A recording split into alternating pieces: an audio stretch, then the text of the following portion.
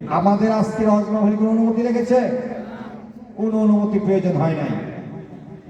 আর ভবিষ্যতেও ইসলামী জলসাগুলোতে কোনো অনুমতি, প্রশাসনিক অনুমতি প্রয়োজন হবে না।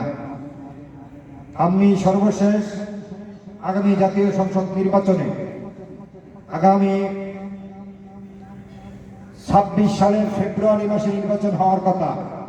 এই সঠিক সময়ের মধ্যে যদি নির্বাচন হয়, এই গাজীপুর দিনে আমাদের নেতা প্রাণপ্রিয় অভিভাবক doctor S M Rabiul Islam Bachchu সাহেব ধানের শীষ প্রতীক নিয়ে নির্বাচন করবেন।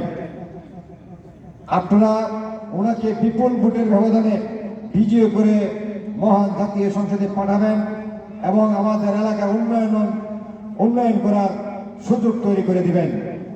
আপনারা জানেন, বিগত সরকারের আমলে রাস্তাঘাটের যে অবস্থা ছিল, এতে কিন্তু এই যে কিছুদিন ধরে যে সরকার, এই সরকার কিন্তু মোটামুটি উন্নয়ন করে যাচ্ছে।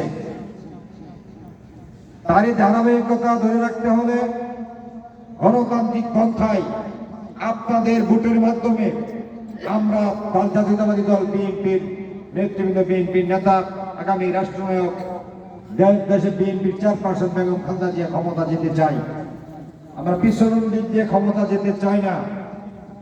আপনাদের প্রত্যক্ষ ভোটে নির্বাচিত হয়ে সংসদে যেতে যে প্রত্যেকটা এমপি আমাদের, এই প্রত্যাশা ব্যক্ত করে আপনারা এই সুযোগ সৃষ্টি করে দেবেন।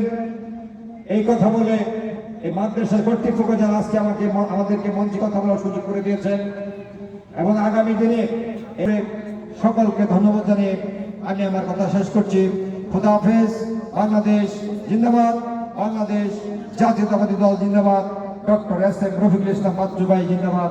সকলকে ধন্যবাদ। আসসালামু আলাইকুম।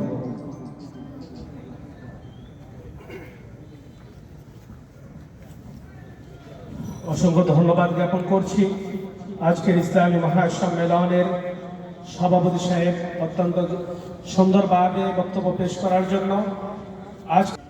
যিনি আজকের এই অনুষ্ঠান পরিচালনা করছেন, মুফতি আবু বকর